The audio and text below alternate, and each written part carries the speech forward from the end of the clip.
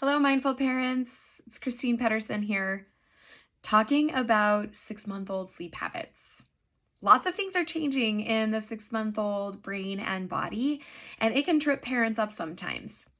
I work with a lot of newborn parents to help them lay a foundation for independent sleep while babies are young. So we focus on routines, habits, environment that help to optimize baby's sleep confidence so that when they get to 6 or 7 months, it's a lot easier for parents to jump this sort of milestone that babies are headed towards.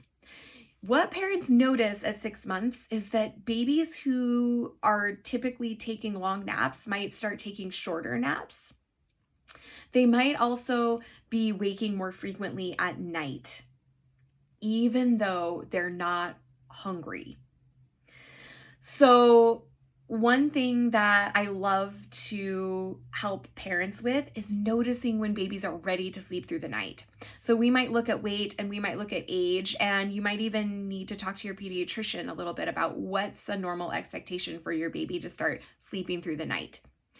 But many independent sleepers are starting to sleep through the night and cut their night feeding at 5, 6, or 7 months, meaning that they're sleeping 10, 11, or 12 hours overnight without a feeding because they're able to get all the milk they need during the day. So just like they're consolidating their sleep need, they're also able to consolidate their meal times to daytime. This is really helpful. If you have a baby that's going to sleep and leaking all of their sleep cycles all night long, they wake up feeling much better rested. They've gotten the REM sleep and the deep, slow wave sleep that they need to be awake for a full 2.5 to 3 hours of awake time.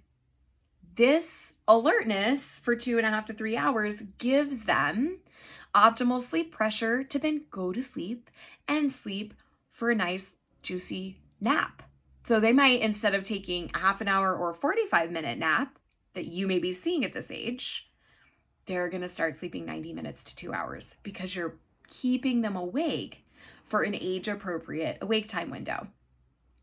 So 2.5 to 3 hours is what I tend to aim for if I have a well-rested baby that I'm working with. So if your baby's sleeping through the night and feeling really well rested, but taking short naps, it's time to lengthen their awake time window so that they can have the sleep pressure they need to rest at that time. So a 6-month-old schedule is typically 12 hours of night sleep and then 2 naps during the day, and lots of time to play and hang out and connect with parents when they're not napping, those 2.5 to 3 hours of awake time.